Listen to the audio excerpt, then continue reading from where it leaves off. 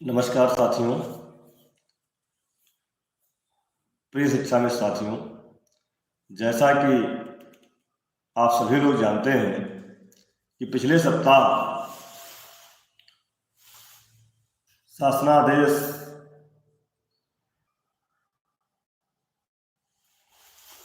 जी राकेश जी नमस्कार। मैं बता रहा था कि पिछले सप्ताह शिक्षा मित्रों के सुरक्षित भविष्य के लिए बनाए जा रहे प्रस्ताव को लेकर के लगातार हम लोग संपर्क कर रहे थे। सोमवार और मंगलवार को भी निदेशालय में और सचिवालय में संबंधित अधिकारियों के साथ मिलकर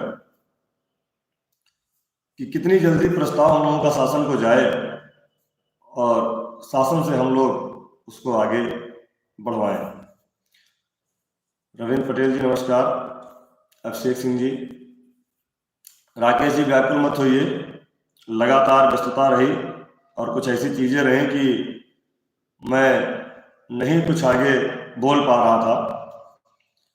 सोमवार मंगलवार को शासन में रहने के बाद क्योंकि हम लोग लगातार प्रतीक्षा कर रहे थे कि माननीय मुख्यमंत्री से मिलना है, और मंगलवार की रात में लगभग 12 बजे मुझे सूचना प्राप्त हुई कि वाराणसी में भाई जिला अध्यक्ष जी ने, अजय सिंह जी ने व्यवस्था कर दी है और प्रोटोकॉल में 2 लोगों को मुलाकात का समय मिल गया है। मित्रों यकीन करिए, रात में मंगलवार की रात में कितना बारिश हो रही थी।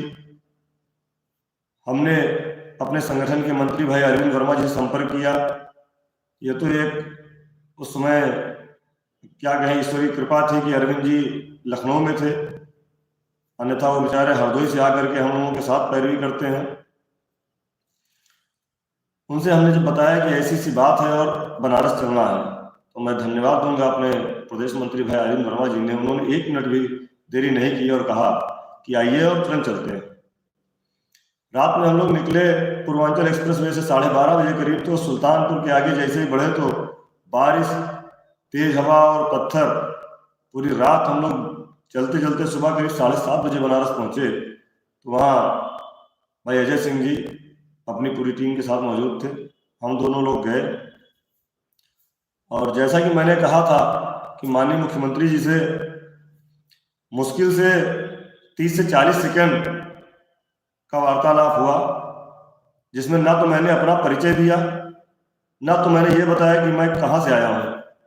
मैंने सीधे सीधे एक बात कहा कि माननीय मुख्यमंत्री, शिक्षा मित्र मर रहे हैं, इनको बचा लीजिए, अब आप ही बचा सकते हैं। ये सारे शिक्षा मित्रों को उम्मीद है, इसके अलावा मेरी कोई बात नहीं। उन्होंने बस इतना कहा कि ठीक है, लखनऊ आइए, अधिकारियों के साथ बात करेंगे। उसके बाद हम लोग वहां से निकलते हैं, करीब 12 बजे के आसपास बनारस छोड़ा हमने। साथियों, हमारे साथ जिला अध्यक्ष अजय सिंह जी भी थे, बनारस के प्रदेश मंत्री अरविंद वर्मा जी थे। और यकीन मानिए, ये बात रात में किसी को जानकारी हमने नहीं बताई कि हम बनारस जा रहे हैं, हमको माननीय मुख्यमंत्री से मिलना है। ना तो बनारस के लोगों को पता था, ना ही हमारे प्रदेश संगठन के किसी पदाधिकारी को। यहाँ तक कि चूंकि अध्यक्ष जी के साथ हमारे बहुत बड़ी ट्रेजेडी हो गई, उनकी चाची एक्सपायर हो गई थी, उनसे भी उसमें रात में बताना हमने उचित नहीं समझा और चुपचाप चले गए। निश्चित ही सफलता मिली, क्योंकि मन में एक डर था कि हो सकता है कि मौसम खराब है, मुलाकात ना हो, इसलिए बहुत पहले से कोई चीज इस तरह की नहीं कही जाती है। नीरज सिंह जी धन्यवाद, बाल गोविंद जी धन्यवाद आपको। वहां से मिल करके निकले और चूंकि भदोही से होकर के मुझे जाना था, तो अजय सिंह जी ने कहा भदोही तक हम आपके साथ चलते हैं और आपको रास्ता भी क्लियर हो जाएगा साथ में। अजय सिंह जी के साथ हम भदोही पहुंचे और लगभग 2:30 बजे का वक्त रहा होगा। हम लोग चाय पी रहे थे। भदोही के हमारे करीब 4-5 साथी थे, जिला अध्यक्ष शहनवाज भाई थे। उसी समय अब आप सोच लीजिए कि सुबह करीब 8:30 बजे के आसपास मुलाकात होती है, हम निवेदन करते हैं और लगभग 2:30 बजे के आसपास विशेष सचिव बेसिक शिक्षा उत्तर प्रदेश शासन से हमारे पास फोन आ जाता है। और फोन करते ही पूछा जाता है, आप सुशील यादव बोल रहे हैं? हमने कहा हाँ सर बोल रहे हैं। कहा मैं फला फला बोल रहा हूँ। उन्होंने कहा जी सर प्रणाम। उन्होंने कहा कि आप बनारस में हैं या निकल गए?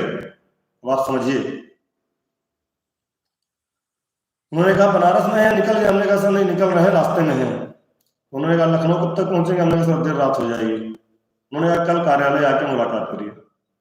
एक ये पॉजिटिव वे में बात चली, कहीं ना कहीं से बात शासन तक पहुंची कि हम अपनी बात माननीय मुख्यमंत्री जी से करने बनारस गए थे। साथियों, वहां से जौनपुर, प्रतापगढ़, रायबरेली होते हुए इतना कोहरा पड़ रहा था, करीब 1:30 बजे के आसपास रात में घर पहुंचे। और सुबह तो धुन लगी थी कि विशेष सचिव साहब ने बुलाया है, जल्दी पहुंचना है। 10 बजे हम लोग घर से निकले हैं और 10:30 बजे के आसपास माननीय मुख्यमंत्री जी के जनता दर्शन का वीडियो एक हमारे पास आता है और उस वीडियो को देख करके बिल्कुल से मेरा दिमाग चकरा गया और मैं हतप्रभ रह गया कि हे भगवान, ये क्या हुआ। साथियों, मैं किसी की आलोचना नहीं करता, कभी भी मैंने अपने वीडियो में, अपनी लेख में, अपने पोस्ट में किसी भी संगठन की, किसी भी पदाधिकारी की आलोचना इसलिए नहीं करता, चलो सारे लोग प्रयास कर रहे हैं, अपने अपने स्तर से कर रहे हैं, लेकिन जो वहां घटना घटी लगभग आप सबको पता है और मुझे कुछ कहने की आवश्यकता नहीं है। बस कष्ट इतना हुआ कि जब आपको जनता दर्शन में ही माननीय मुख्यमंत्री से मिलना था तो 4 दिन पहले से इतना प्रोपोगंडा क्यों आपने फैलाया। और उस जो व्यक्ति शिक्षा मित्रों के लिए जिसने संघर्ष किया, जिसका नाम संघर्षों में हमेशा लिखा जाएगा, आप लोग उसके नाम का गलत इस्तेमाल क्यों कर रहे हैं? उसके नाम से गलत पोस्टें क्यों डाल रहे हैं? आप अपना काम करिए, अपना प्रयास करिए, अपना नाम लिखिए। उस जो व्यक्ति को इस समय दुआओं की जरूरत है, हम लोग भी चाहते हैं वो स्वस्थ हो जाएं और फिर से हमारे बीच में आकर के हमारी लड़ाई लड़ें, उनका नाम गलत तरह से इस्तेमाल करते हैं, इसका मुझे कष्ट हुआ। और हद तो तब हो गई कि जिस मुलाकात में आप लोग थे, 4 दिन से प्रोपेगेंडा फैलाए थे, उसी मुलाकात में गोरखपुर के अन्य भी शिक्षा में साथी वहां पर मौजूद थे और वो आपके आसपास ही थे। उन सारे लोगों ने भी अपनी आंखों से उस घटना को देखा और वह भी रोते हुए निकले। इस बात का कष्ट है कि आपने प्रोपेगेंडा झूठ फैलाया और उसके बाद आप वहां से निकलने के बाद भी आपके मुंह से गलत शब्द ही निकले, आपने झूठ ही बोला। हमारे शिक्षा मित्र भाइयों को आपने जो नमस्कार साथियों, वीडियो आप सभी शिक्षा मित्र साथियों के लिए बेहद ही महत्वपूर्ण होने वाली है। दरअसल आज की ये खबर आप सभी के अस्थायीकरण को लेकर व रिसेंट में मिलने वाले मानदेय को लेकर है। दरअसल कब तक मानदेय आपका आने वाला है और मानदेय के साथ साथ अगर हम बात करें अस्थायीकरण की क्या चर्चाएं हैं सरकार में, इन सारी बातों के ऊपर इस वीडियो में चर्चा करेंगे। सभी साथियों से एक रिक्वेस्ट है, वीडियो को आप पूरा देखें। चैनल को अभी तक आपने सब्सक्राइब नहीं किया है, सब्सक्राइब भी कर लें। अब चलते हैं अपडेट पर।